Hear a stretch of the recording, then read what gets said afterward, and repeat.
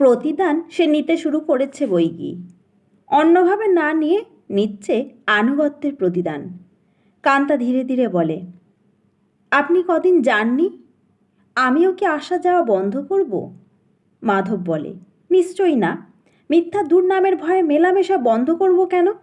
মাঝে মধ্যে আমি যাব, তুমিও তেমনই আসবে যাবে। মেলামেশাটা শুধু কমিয়ে দেব আমরা, আর কিছু নয়।